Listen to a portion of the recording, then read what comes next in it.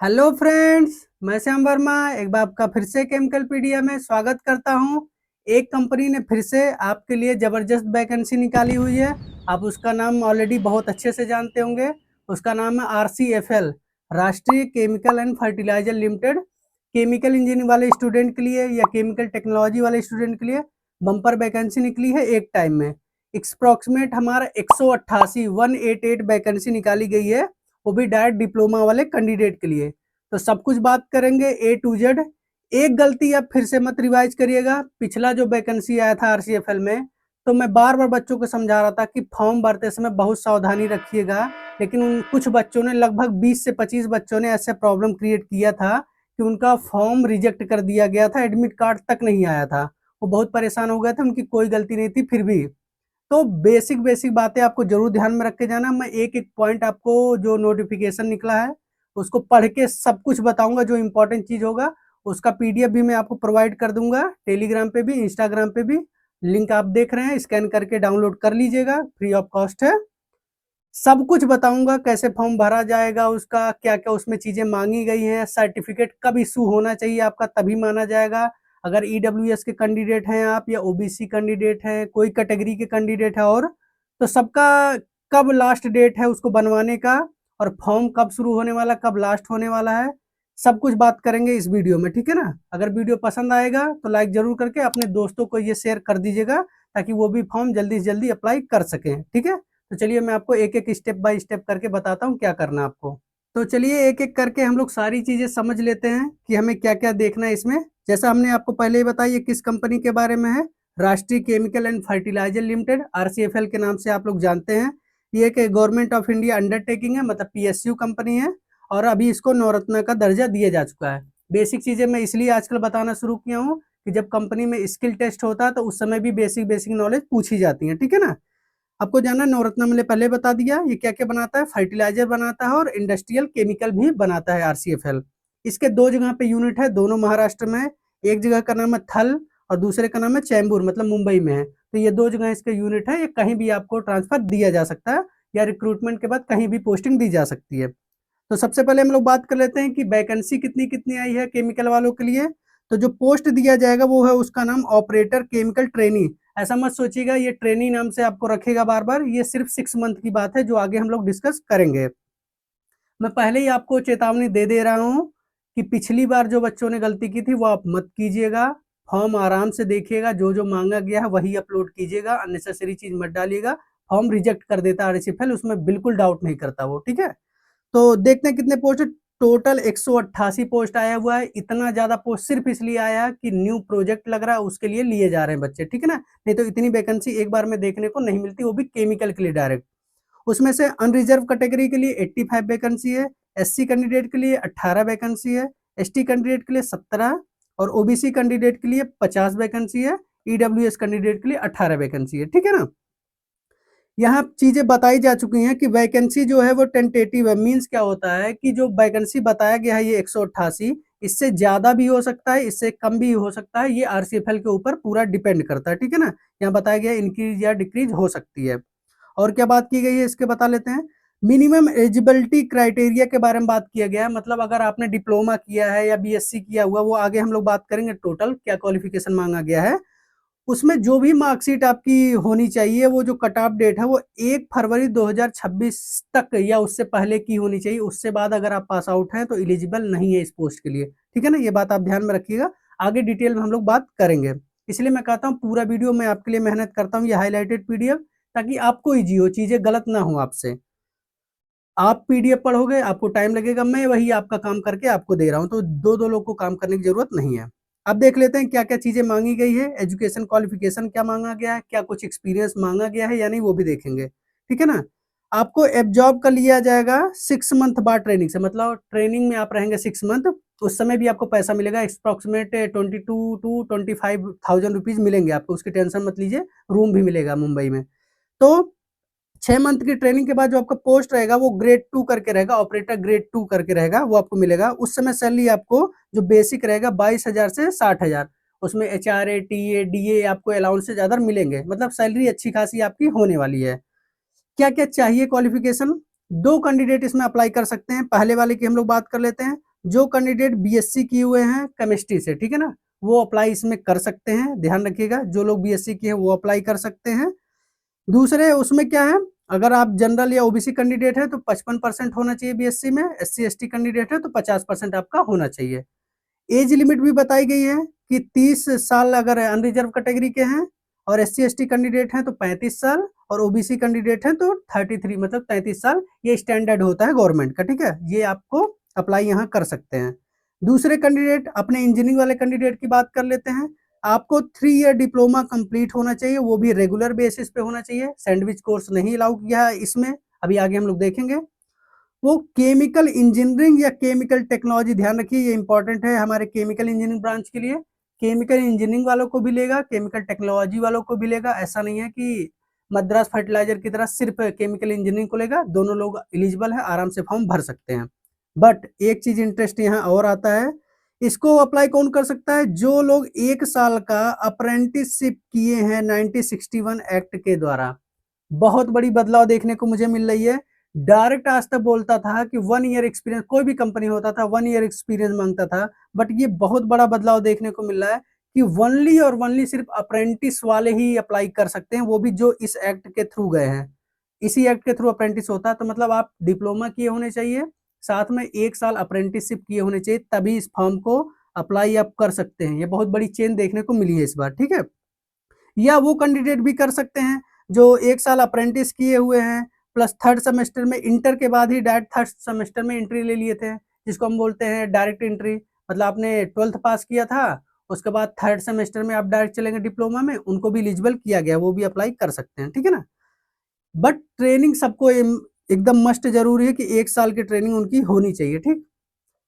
Percentage कितना मांगा गया वो भी देख लेते हैं। 55% आपके होने चाहिए जनरल ओबीसी कैंडिडेट के लिए, जनरल एंड ओबीसी कैंडिडेट के लिए, और एससी एसटी कैंडिडेट के लिए 50% डिप्लोमा में होने चाहिए मार्क्स।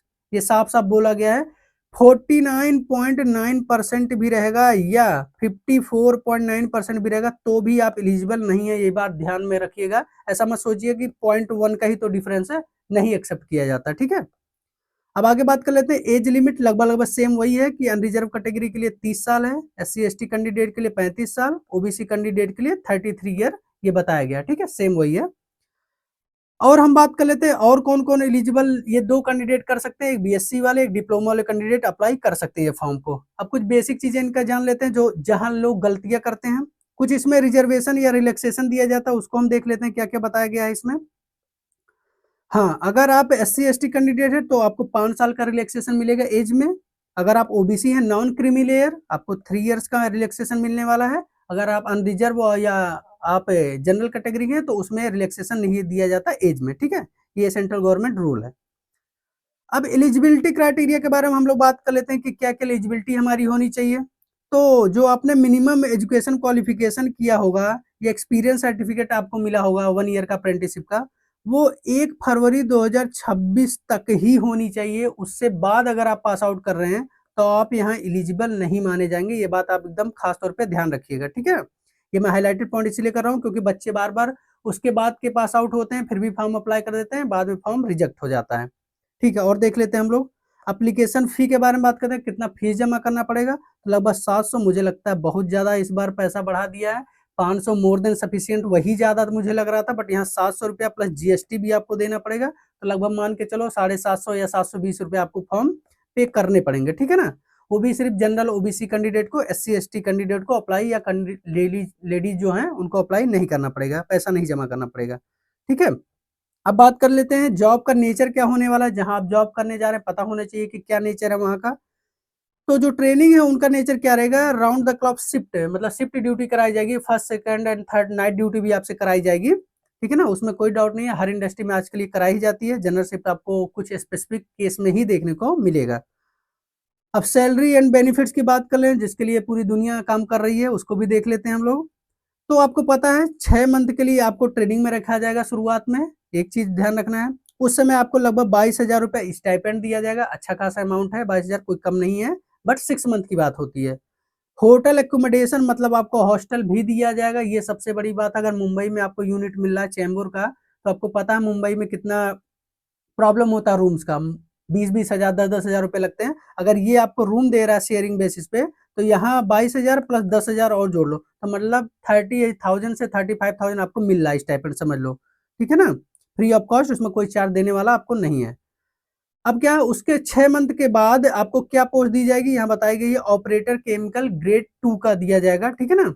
उस समय आपका बेसिक क्या आ जाएगा 47,800, लगभग लगभग आपको 50,000 से ज्यादा ही सैलरी मिलने वाली है, ठीक है ना। और वहां पर ओटी भी है, ओवर टाइम, तो उससे और पैसा आपके बढ़ते हैं, तो अच्छी खासी सैलरी आप लोग की आने वाली है। बस पढ़ाई आप अच्छे लोग से करिएगा, बस पहले फॉर्म अच्छे से भरिएगा तभी पढ़ाई करने का कुछ मतलब है।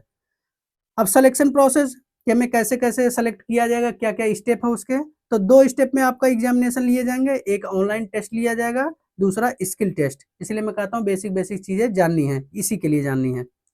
ऑनलाइन टेस्ट में देखेंगे क्या-क्या पूछा जाएगा, ये आपका मल्टीपल चॉइस क्वेश्चन होगा, एमसीक्यू होने वाला है, ऑब्जेक्टिव टाइप। इसके सेंटर 2 जगह सिर्फ बनाए गए हैं, एक मुंबई में, दूसरा नागपुर में, 2 ही जगह सेंटर आपको मिल सकते हैं, उसके अलावा नहीं मिलेंगे कहीं पे।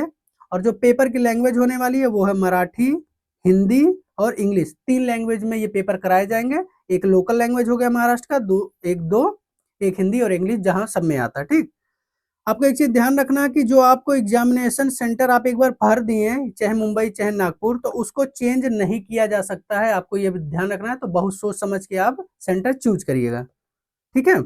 और बात कर लें तो क्या है, हाँ, जो कैंडिडेट एससी एसटी कैटेगरी से बिलोंग करते हैं वो जब पेपर देने जाएंगे ये ऑनलाइन टेस्ट, तो उनको जो टिकट रहेगा उसको रिफंड किया जाएगा, ठीक है ना। आप बस से आ रहे हैं, रेल से आ रहे हैं, स्लीपर क्लास से, तो आपको पैसा वापस किया जाएगा, ये ध्यान में रखिएगा। तो आप लोग अपना टिकट रखिएगा संभाल के। उसके बाद क्या है, जो ये एग्जामिनेशन होने वाला है वो ऑनलाइन होगा, ऑफलाइन पेपर नहीं होगा। किसी कंप्यूटर वाले टाटा के या किसी और के उस पे कराया जाएगा, मल्टीपल कंप्यूटर्स होते हैं उस पे आपको कराए जाएंगे, ठीक है। और देखते हैं क्या बात होती है। हाँ, टेस्ट के हमारे 2 पार्ट्स होने वाले हैं, 2 पार्ट्स में टेस्ट होगा, एक ही बार आप बैठेंगे बट 2 पार्ट में टेस्ट होगा। एक होगा डिसिप्लिन रिलेटेड, मतलब आप केमिकल इंजीनियरिंग है या बीएससी है उससे रिलेटेड टॉपिक्स आएंगे। दूसरा एप्टीट्यूड आने वाला है, ठीक है। ड्यूरेशन जो आपको टाइम होने वाला है वो 90 मिनट मिलेगा, मतलब 1.5 घंटे का पेपर होने वाला है। टोटल क्वेश्चन जो होने वाले हैं वो 100 क्वेश्चन होने वाले हैं आपके, जिसमें से 80 आपके टेक्निकल क्वेश्चन होने वाले हैं। सभी क्वेश्चन 2-2 मार्क के होंगे। और जो 20 क्वेश्चन बचा है वो नॉन टेक्निकल होने वाला है। नॉन टेक्निकल में कौन सा, इंग्लिश आएगा आपका, उसके बाद आपका मैथ आएगा, रीजनिंग आएगा, जनरल नॉलेज आएगा, ठीक है ना। इतनी चीजें आपको आने वाली जो मोस्टली एग्जाम में यही चीजें पूछी जाती हैं टेक्निकल एंड नॉन टेक्निकल में। टोटल मार्क्स आपके जो होने वाले हैं 200 मार्क्स से आएंगे, मतलब 100 क्वेश्चन है, 2-2 नंबर के सभी हैं, ठीक है। इसका जो एडमिट कार्ड इशू किया जाएगा वो आप डाउनलोड कर सकते हैं आरसीएफएल के मेन वेबसाइट से। देखिए, कोई भी चीज आप डाउनलोड किया करिए तो आरसीएफएल के वेबसाइट से ही किया करिए, मतलब मेन वेबसाइट पे जाकर किया करिए किसी का भी, ठीक है। तो वहाँ फ्रॉड होने के चांस नहीं होते हैं, ठीक है। अब बढ़ते हैं अगले, देखते हैं और क्या बोला गया है। हाँ, स्क्रूटनी ऑफ डॉक्यूमेंट्स, मतलब डॉक्यूमेंट जो चेक किए जाएंगे वो क्या क्या किए जाएंगे। आपको जो डॉक्यूमेंट सबमिट करना, जो नेसेसरी डॉक्यूमेंट्स है वो पीडीएफ बना के एक बार में स्कैन करके सभी डॉक्यूमेंट पीडीएफ फॉर्म में वहां अपलोड करना है।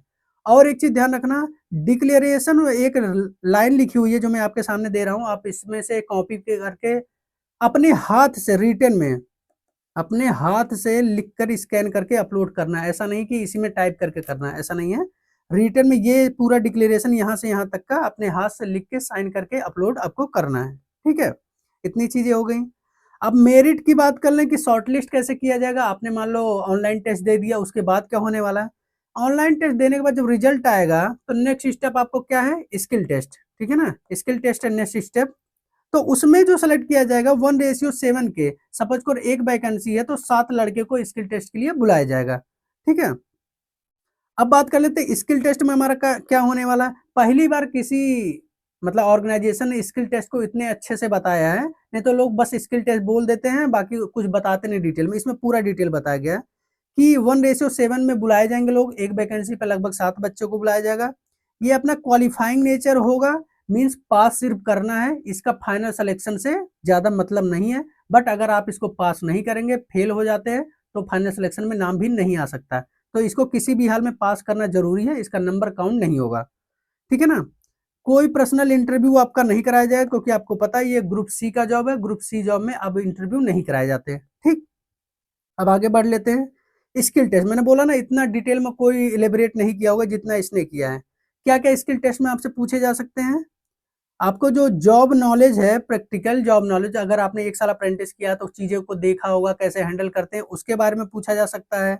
उसके बाद टेक्निकल इक्विपमेंट जो लगे थे उसके बारे में पूछा जा सकता है, वो लगभग 80 मार्क्स के होंगे, 80 नंबर के वो चीज़ें काउंट की जाएँगी। दूसरा सेफ्टी अवेयरनेस, अगर आपने प्लांट में काम किया तो सेफ्टी के बारे में कितना जानते हैं, कंप्यूटर नॉलेज के बारे में कितना जानते हैं, ये 20 नंबर का होता है, ठीक है? अगर आप कंप्यूटर नहीं भी जानते उससे सिलेक्शन नहीं रुकने वाला है, ये लिखा गया है, जानते हैं तो बहुत बेटर है, ठीक है? तो इसमें 60 नंबर आपको पाना कंपल्सरी है और अगर एससी-एसटी कैंडिडेट है तो 55 नंबर। अगर ये आप पास नहीं होते तो मान के चलिए आपके फाइनल लिस्ट में आपका नाम नहीं आने वाला है, ठीक है? तो इतना भी लाइट नहीं लेना है, अपने टेक्निकल, नॉन टेक्निकल को पढ़ना बट इसको भी ध्यान में रखना है। जहाँ से आपने अप्रेंटिसशिप की थी, जो ट्रेनिंग की थी, उसको एक बार रिवाइज़ करके जाइएगा, स्किल टेस्ट में वो फ़ायदा होगा। आगे हम लोग पूरा डिटेल में इसके बारे में बात ही करेंगे कि स्किल टेस्ट के सारे क्वेश्चन आपको दिए जाएँगे, आप टेंशन मत लीजिए। इसकी भी सीरीज़ चलेगी आरसीएफएल की क्योंकि वैकेंसी ज़्यादा है तो कैंडिडेट ज़्यादा अप्लाई करेंगे फॉर्म, ठीक है? उसके बारे में आप टेंशन मत लीजिए, वो मैं प्रोवाइड करूँगा आपको। यहाँ सीधी-सीधी बोल दी गई ऑनलाइन टेस्ट का वेटेज 100% है, मतलब इसी का फाइनल सिलेक्शन में मेन रोल होने वाला है। स्किल टेस्ट जो होगा वो का आपका क्वालिफाइंग नेचर में सिर्फ पास करना आपको, ठीक है? इन केस ध्यान रखना है कि 2 बच्चे का अगर इस उसमें ऑनलाइन टेस्ट में मार्क्स सेम आ गए, मतलब कोई बच्चा जो 50 नंबर पाया, दूसरा भी बच्चा 50 नंबर पाया, तो अब किसको सिलेक्शन में लिया जाए? बात आती है ना? तो उसके लिए इन्होंने क्या बोला है कि जिनका हाई स्कूल में सबसे ज़्यादा नंबर होगा उन दोनों में से उसको प्रेफ़रेंस दिया जाएगा या जिसका डेट ऑफ बर्थ ज़्यादा होगा, मतलब जो कैंडिडेट की एज ज़्यादा उसको दी जा सकती है, या थर्ड नंबर मुझे सबसे ज़्यादा इंटरेस्टिंग ये लगा कि एप्लीकेशन फॉर्म जिसने पहले अप्लाई किया है। ये मैं अभी तक सिर्फ सोचता था कि ऐसा वो लोग करते होंगे क्या, बट पहली बार रिटन में मुझे देखने को मिल गया कि जो बच्चे जो पहले फॉर्म अप्लाई करेगा, उसको वेटेज दिया जाएगा। तो लेट मत करिएगा, आप भी अप्लाई करिए क्योंकि बच्चे ज़्यादा हैं तो नंबर क्लैश होने के चांस ज़्यादा होते हैं। तो जितना जल्दी से जल्दी हो सके, अगर आप अभी वीडियो देख रहे हैं, तो आप सारे डॉक्यूमेंट्स अपने देख लीजिए है कि नहीं, है तो डायरेक्ट फॉर्म भर दीजिए आप, ठीक है? हाँ, प्री एम्प्लॉयमेंट मेडिकल एग्ज़ाम, मतलब आपको जानते हैं कोई भी एग्ज़ाम अगर क्वालीफाई करते हैं और सिलेक्शन हो जाता है, तो जॉइन करने से पहले मेडिकल टेस्ट कराया जाता है, वो आपको क्वालीफाई करना पड़ेगा, अदरवाइज़ फाइनल सिलेक्शन नहीं कराए जाएँगे, ठीक है? अब कैसे अप्लाई करना है? हाउ टू अप्लाई के बारे में बात करते हैं। सबसे पहले जो पिछली बार सबसे ज़्यादा गलतियाँ बच्चों से हुई, सबसे ज़्यादा गलती यहीं पर हुई थी, ठीक है? सबसे ज़्यादा गलती फॉर्म यही रिजेक्ट हुए थे।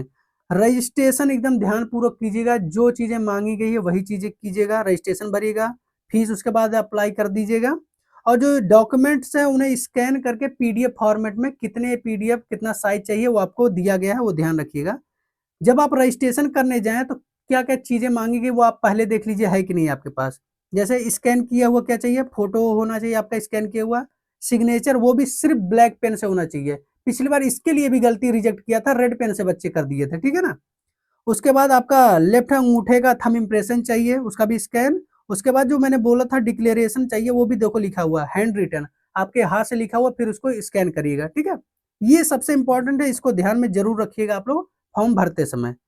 ठीक है, और देख लेते हैं कुछ इंपॉर्टेंट चीज़। हाँ, इतनी चाहे इंपॉर्टेंट थी। एक चीज़ आपको क्या बताना है, फॉर्म आपका आज शुरू हो चुका है 11 तारीख, मॉर्निंग से फॉर्म भरना शुरू हो चुका है। सुबह साइट बहुत बिज़ी थी, तो अभी आप फॉर्म अप्लाई कर सकते हैं। लास्ट डेट का इंतज़ार मत कीजिएगा, जो 27 अप्रैल है उसका वेट करेंगे तो फॉर्म नहीं भर पाएँगे आप लोग क्योंकि साइट बार-बार प्रॉब्लम करती है। ठीक है ना? इतनी सारी चीज़ें थी हमारे पास।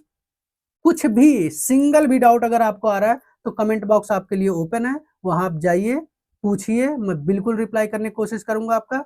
गलत मत भरिएगा, फॉर्म रिजेक्ट हो जाता, पैसा भी आपका चला जाता, उससे भी बड़ी चीज़ है, इतनी बड़ी अपॉर्च्युनिटी आपके हाथ से चली जाती है। आपके माँ-बाप ने इतने मेहनत करके आपको पढ़ाया है, तो उसका कुछ फ़ायदा लेकर अपने माँ-बाप को प्राउड फ़ील कराइए, ठीक है ना? तो कोई गलती मत करिएगा, कुछ भी प्रॉब्लम हो मुझे बताइए, अगर मुझसे सॉल्व हो सकता है मैं ज़रूर करूँगा, अदरवाइज़ मैं पूछ के आपके लिए करूँगा, ठीक है ना? वीडियो पसंद आ रही हो तो लाइक कर दीजिएगा, अपने दोस्तों को जो आपके फ्रेंड्स हैं केमिकल वाले, उनको सेंड कर दीजिएगा। केमिकल इंजीनियरिंग, केमिकल टेक्नोलॉजी दोनों लोग भर सकते हैं, दिक्कत की बात वहाँ बिल्कुल नहीं है। तो मिलते हैं नेक्स्ट वीडियो में आपको, थैंक यू।